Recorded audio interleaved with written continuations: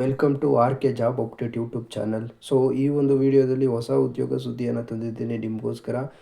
S B ಐಲಿ notification, ಯಾರೆಲ್ಲ ಬ್ಯಾಂಕಲ್ಲಿ ಉದ್ಯೋಗ ಮಾಡಬೇಕು, ಸೊ ಬ್ಯಾಂಕ್ ಎಕ್ಸಾಮ್ಸ್ಗೆ ತಯಾರಿ ನಡೆಸ್ತಾ ಇದ್ದೀರಿ ಅವ್ರಿಗೆ ಒಂದು ಸಿಹಿ ಸುದ್ದಿನೇ ಅಂತ ಹೇಳ್ಬೋದು ಎಸ್ ಬಿ ಐಲಿ. ಸೊ ಯಾವೆಲ್ಲ ಹುದ್ದೆಗೆ ಅರ್ಜಿಯನ್ನು ಕರೆದಿದ್ದಾರೆ, ಸೊ ಯಾರೆಲ್ಲ ಅರ್ಜಿ ಸಲ್ಲಿಸ್ಬೋದು, ಅರ್ಜಿ ಸಲ್ಲಿಸೋದಕ್ಕೆ ಯಾವ್ಯಾವ ದಾಖಲೆಗಳು ಬೇಕು, ಸೊ ಎಕ್ಸಾಮ್ ಪ್ರೊಸೆಸಿಂಗ್ ಯಾವ ರೀತಿ ಇರುತ್ತೆ, ಪೇ ಸ್ಕೇಲ್ ಏನಿರುತ್ತೆ, ಸೊ ಏಜ್ ರಿಲ್ಯಾಕ್ಸೇಷನ್ ಯಾವ ರೀತಿ ಇರುತ್ತೆ, ಏಜ್ ಲಿಮಿಟ್ ಯಾವ ರೀತಿ ಇರುತ್ತೆ, ಸೊ ಎಲ್ಲ ಮಾಹಿತಿಯನ್ನು ಪಿನ್ ಟು ಪಿನ್ ಈ ವಿಡಿಯೋದಲ್ಲಿ ನಾನು ನಿಮಗೆ ತಿಳಿಸ್ಕೊಡ್ತೀನಿ. ಸೊ ಯಾರೆಲ್ಲ ನಮ್ಮ ಚಾನಲ್ನ ಹೊಸದಾಗಿ ನೋಡ್ತಾ ಇದ್ದೀರಾ ದಯವಿಟ್ಟು ಸಬ್ಸ್ಕ್ರೈಬ್ ಮಾಡ್ಕೊಳ್ಳಿ. ಇದರಿಂದಾಗಿ ನಾವು ಮುಂದೆ ಮಾಡುವಂತಹ ಪ್ರತಿಯೊಂದು ಜಾಬ್ ಅಪ್ಡೇಟ್ ರಿಲೇಟೆಡ್ ವೀಡಿಯೋಸ್ ಕೂಡ ನಿಮಗೆ ನೋಟಿಫಿಕೇಶನ್ ಆಗುತ್ತೆ. ಸೊ ಹಾಗಾಗಿ ನಮ್ಮ ವಿಡಿಯೋನ ಒಂದಷ್ಟು ಫ್ಯಾಮಿಲಿ ಫ್ರೆಂಡ್ಸ್ಗೂ ಕೂಡ ಶೇರ್ ಮಾಡಿ. ಯಾರೆಲ್ಲ ಉದ್ಯೋಗ ಹುಡುಕ್ತಾ ಇದ್ದೀರಿ ಸೊ ಅವ್ರಿಗೆಲ್ಲ ಒಂದಷ್ಟು ಉದ್ಯೋಗ ಮಾಹಿತಿ ಸಹಾಯ ಕೂಡ ಆಗುತ್ತೆ ಅಂತ ಹೇಳ್ತಾ ನಾನು ಟೈಮ್ ಯಾಕೆ ವೇಸ್ಟ್ ಮಾಡೋಣ, ವಿಡಿಯೋನ ಸ್ಟಾರ್ಟ್ ಮಾಡೋಣ. ನೀವು ನೋಡ್ಬೋದು ಇಲ್ಲಿ ಯಾವ ಹುದ್ದೆಗೆ ಅರ್ಜಿಯನ್ನು ಕರೆದಿದ್ದಾರೆ ಅಂತ. ಇಲ್ಲಿ ನೋಡ್ಬೋದು ಇಲ್ಲಿ recruitment of the probationary officer ಅಂತ ಹುದ್ದೆಗೆ ಅರ್ಜಿಯನ್ನು ಕರೆದಿರ್ತಾರೆ. ಯಾವಾಗ ಅರ್ಜಿ ಸ್ಟಾರ್ಟ್ ಆಗಿದೆ ಅಂತ ಇಲ್ಲಿ ನೋಡ್ಬೋದು. ಫ್ರಮ್ 24/6/2025 ಅರ್ಜಿಯನ್ನು ಸ್ಟಾರ್ಟ್ ಆಗಿದೆ ಅಪ್ಲಿಕೇಶನ್ಸು. ಸೊ 14/7/2025 ಅಂದರೆ ಈ ತಿಂಗಳು ಜುಲೈ 14/2025 ಅರ್ಜಿ ಸಲ್ಲಿಸೋದಕ್ಕೆ ಲಾಸ್ಟ್ ಡೇಟ್ ಇರುತ್ತೆ. ಸೊ ಒಂದು ಇಂಪಾರ್ಟೆಂಟ್ ಇನ್ಸ್ಟ್ರಕ್ಷನ್ಸ್ಗಳು ಕೊಟ್ಟಿದ್ದಾರೆ ಇಲ್ಲಿ ನೋಡ್ಬೋದು. ಅರ್ಜಿ ಸಲ್ಲಿಸುವಾಗ ಯಾವುದೇ ರೀತಿ ಆಫ್ಲೈನ್ ಇರೋದಿಲ್ಲ, ಆನ್ಲೈನಲ್ಲಿ ಅರ್ಜಿ ಸಲ್ಲಿಸೋದಕ್ಕೆ ಅವಕಾಶ ಇರುತ್ತೆ. ಅದೇ ರೀತಿ hard copy of applications and other documents need not to be sent of office ಅಂತ. ಸೊ ಹಾರ್ಡ್ ಕಾಪಿ ಡಾಕ್ಯುಮೆಂಟ್ಸ್ಗಳು ಯಾವುದನ್ನು ನೀವು ಆಫೀಸಿಗೆ ತಗೊಂಡೋಗಿ ಕೊಡುವಂಥ ಅವಶ್ಯಕತೆ ಏನಿಲ್ಲ ಅಂತ ಮೆನ್ಷನ್ ಮಾಡಿದ್ದಾರೆ.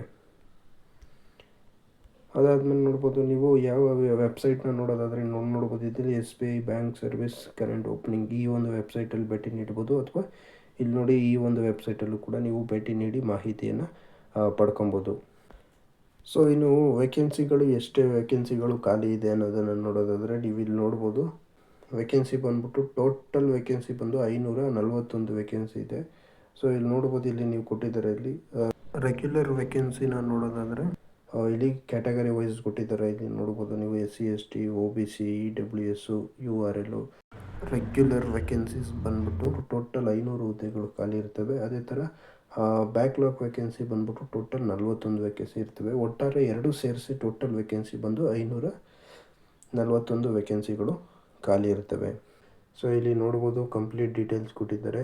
ಅಪ್ಲಿಕೇಶನು ಎಡಿಟಿಂಗು ಮಾಡಿಫಿಕೇಷನ್ ಏನಂತ ಏನಾದರೂ ಮಿಸ್ಟೇಕ್ಸ್ ಇದ್ದರೆ online registration including editing modification application candidate. So ಇದಕ್ಕೆ ಅಪ್ಲಿಕೇಶನ್ ಮಾಡಿಫಿಕೇಷನ್ಗೆ ಅಂತ ಯಾವುದೇ ರೀತಿ ಎಕ್ಸ್ಟ್ರಾ ಡೇಟ್ ಇರೋದಿಲ್ಲ. ನೀವು ಯಾವಾಗ ಅಪ್ಲಿಕೇಶನ್ ಹಾಕ್ತೀರಾ ಈ ಡೇಟಲ್ಲೇ ಏನಾದರೂ ಮಿಸ್ಟೇಕ್ ಇದ್ದರೆ ಅದನ್ನು ಅಲ್ಲೇ ಮಾಡಿಫಿಕೇಷನ್ ಮಾಡ್ಕೋಬೇಕಾಗ್ತದೆ. So payment of application fees, so ಅದು ಕೂಡ ಅಷ್ಟೇ. ಅಪ್ಲಿಕೇಶನ್ ಫೀಸ್ಗೂ ಯಾವುದೇ ರೀತಿ ಡೇಟ್ ಎಕ್ಸ್ಟೆಂಡ್ ಇಲ್ಲ. ನೀವು ಯಾವಾಗ ಅಪ್ಲಿಕೇಶನ್ ಹಾಕ್ತೀರಾ ಆವಾಗಲೇ ಇದು ಮಾಡಬೇಕಾಗ್ತದೆ. ಸೊ ಎಕ್ಸಾಮಿನೇಷನ್ ಕಾಲ್ ಲೆಟರು, ಸೊ ನೋಡ್ಬೋದು ಇಲ್ಲಿ ಜುಲೈ 3rd ವೀಕು ಅಥವಾ 4th ವೀಕಲ್ಲಿ ಕಾಲ್ ಲೆಟರ್ ನಿಮಗೆ ಬರೋಂಥ ಚಾನ್ಸ್ ಇರುತ್ತೆ. ನೋಡಿ ಇದು ಆನ್ಲೈನ್ ಪ್ರಿಲಿಮಿನರಿ ಇಲ್ಲಿ 3 ಹಂತಗಳಲ್ಲಿ ನಿಮಗೆ ಎಕ್ಸಾಮಿನೇಷನ್ ನಡೆಯುತ್ತೆ. ಅದನ್ನು ಮುಂದೆ ಹೋಯ್ತಾ ಹೇಳ್ತೀನಿ. ಒಂದು ಹಂತ 1, ಹಂತ 2, ಸೊ ಹಂತ 3 ಎಕ್ಸಾಮ್ಗಳಲ್ಲಿ ನಡೆಯುತ್ತೆ. ಸೊ ಇಲ್ಲಿ ನೋಡ್ಬೋದು ಆನ್ಲೈನ್ ಪ್ರಿಲಿಮಿನರಿ ಎಕ್ಸಾಮ್ ಬಂದ್ಬಿಟ್ಟು ಜುಲೈ ಆಗಸ್ಟಲ್ಲಿ ಈ ತಿಂಗಳಲ್ಲಿ ಅನೌನ್ಸ್ ಮಾಡ್ತಾರೆ. ಸೊ ರಿಸಲ್ಟ್ಗಳೆಲ್ಲ ಇಲ್ಲಿ ನೋಡ್ಕೋಬೋದು ಸ್ಕ್ರೀನ್ಶಾಟ್ ತೊಗೊಂಡು. ಅದೇ ರೀತಿ ಮೈನ್ಸ್ ಎಕ್ಸಾಮ್ ಬಂದ್ಬಿಟ್ಟು ಸೆಪ್ಟೆಂಬರ್ 2025 ಅನೌನ್ಸ್ ಮಾಡ್ತಾರೆ. ನೀವು ಇಲ್ಲಿ ಬೇಕಿದ್ರೆ ನೋಡ್ಬೋದು. ಇಲ್ಲಿ ಇದಿಷ್ಟು ಟೇಬಲ್ನ ನೀವು ಸ್ಕ್ರೀನ್ಶಾಟ್ ತೊಗೊಂಡು ನೀಟಾಗಿ ಯಾವ್ಯಾವೆಲ್ಲ ಎಕ್ಸಾಮ್ಗಳಿರುತ್ತೆ ಅನ್ನೋದನ್ನು ನೀವು ನೋಡ್ಕೊಬೋದು.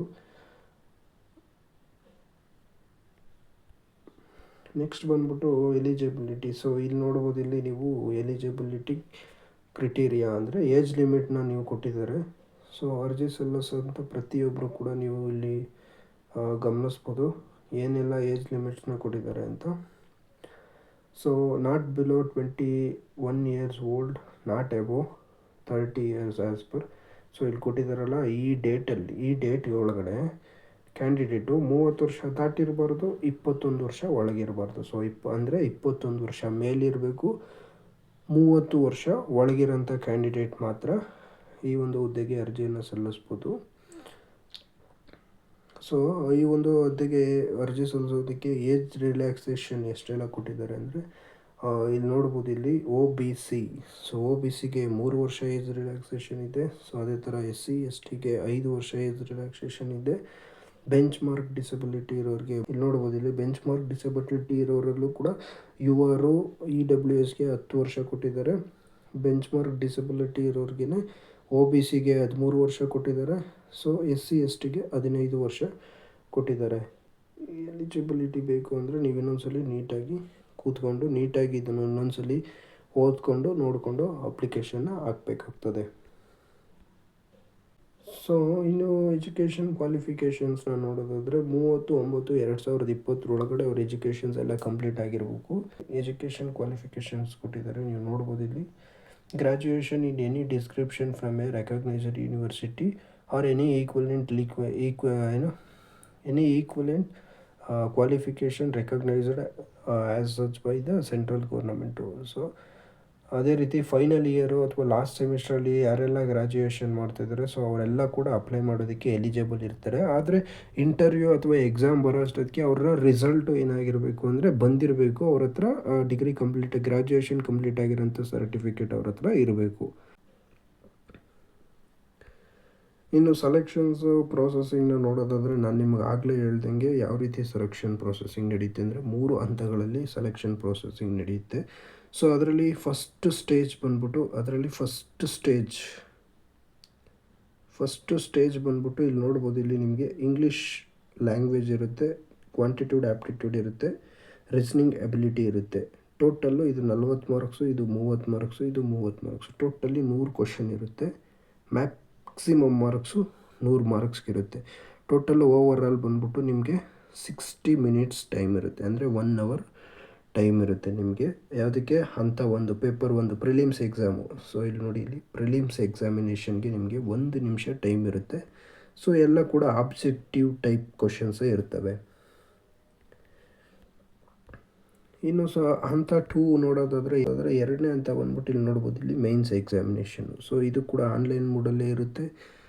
ಮೈನ್ಸ್ ಬಂದ್ಬಿಟ್ಟು ಆಬ್ಜೆಕ್ಟಿವ್ ಟೈಪಲ್ಲೇ ಇರುತ್ತೆ, ಆದರೆ 200 ಮಾರ್ಕ್ಸ್ಗೆ ಎಕ್ಸಾಮ್ನ ಬರೀಬೇಕಾಗ್ತದೆ.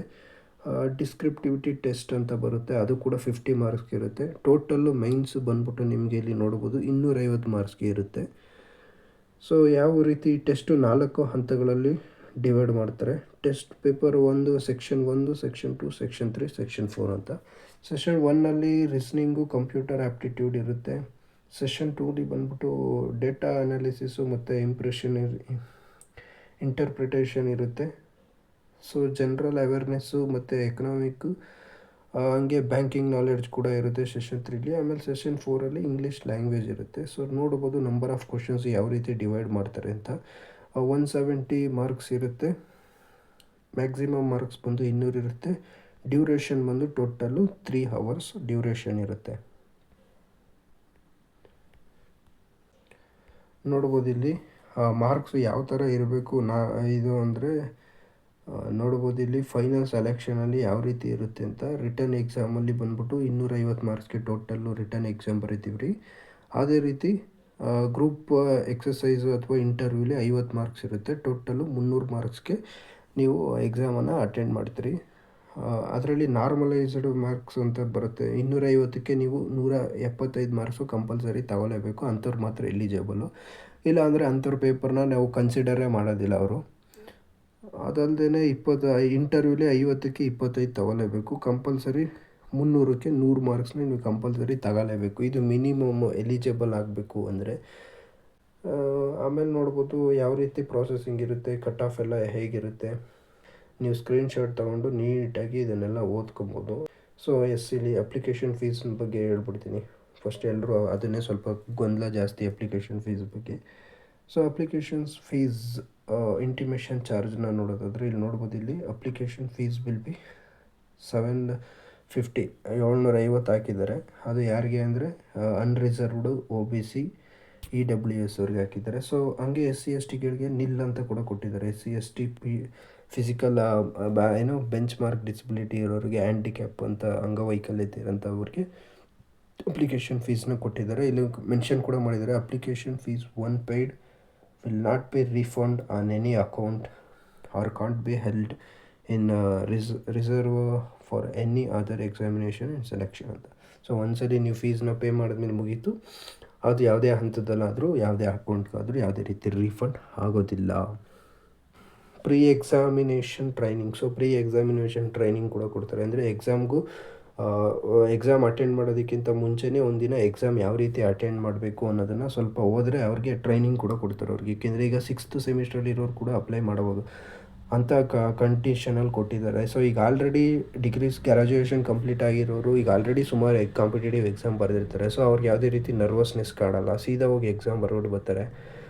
ಆದರೆ 6th ಸೆಮಿಸ್ಟ್ರಲ್ಲಿ ಇರೋರು ಈಗಷ್ಟೇ ಡಿಗ್ರಿ ಮುಗಿಸಿರೋಂಥ ಹುಡುಗರಾಗಿರೋದ್ರಿಂದ ಅವ್ರಿಗೆ ಇದೇ ಮೊದಲನೇ ಎಕ್ಸಾಮ್ ಆಗಿರ್ಬೋದು. ಮೊದಲನೇ ಎಕ್ಸಾಮ್ ಆಗಿರೋದ್ರಿಂದ ಅವ್ರಿಗೆ ನರ್ವಸ್ನೆಸ್ಸು, ಗಾಬರಿ ಇವೆಲ್ಲ ಬರಬಾರ್ದು ಅಂತೇಳಿ ಅವ್ರಿಗೆ ಎಕ್ಸಾಮ್ಗೆ ಮುಂಚೆ ಪ್ರೀ ಎಕ್ಸಾಮಿನೇಷನ್ ಟ್ರೈನಿಂಗ್ ಕೂಡ ಕೊಡ್ತಾರೆ. ಸೊ SC ST ಕ್ಯಾಂಡಿಡೇಟ್ಗಳಿಗೆ, OBC ಇವ್ರಿಗೆ ಕ್ಯಾಂಡಿಡೇಟ್ಸ್ಗೆ.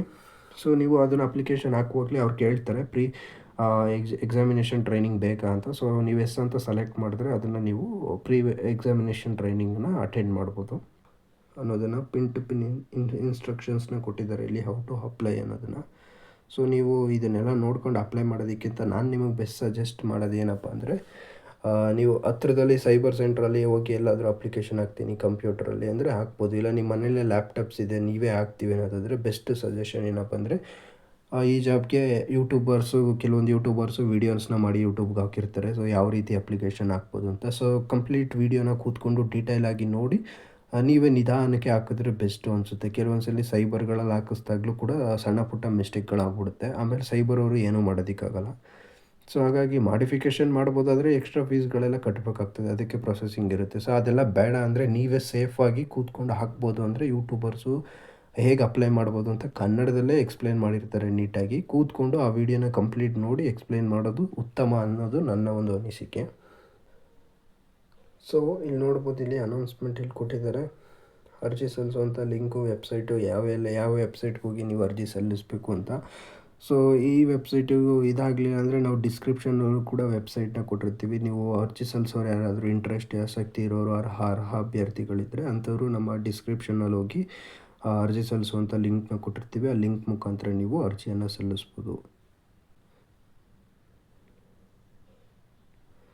ಸೊ ಇದಾಗಿತ್ತು ಇವತ್ತಿನ ಒಂದು ಉದ್ಯೋಗ ಮಾಹಿತಿ. ಸೊ ವಿಡಿಯೋ ಇಷ್ಟ ಆಗಿದರೆ ದಯವಿಟ್ಟು ಲೈಕ್ ಮಾಡಿ, ಶೇರ್ ಮಾಡಿ, ಆ್ಯಂಡ್ ನಮ್ಮ ಚಾನೆಲ್ಗೆ ಹೊಸಬರಾಗಿದ್ದರೆ ಮರಿದೇನೆ ಸಬ್ಸ್ಕ್ರೈಬ್ ಆಗಿ. ಇದರಿಂದಾಗಿ ನಾವು ಮುಂದೆ ಮಾಡೋಂಥ ಪ್ರತಿಯೊಂದು ಜಾಬ್ ಅಪ್ಡೇಟ್ ರಿಲೇಟೆಡ್ ವೀಡಿಯೋಸು ನಿಮಗೆ ಪಟ ಅಂತ ನೋಟಿಫಿಕೇಷನ್ ಆಗುತ್ತೆ.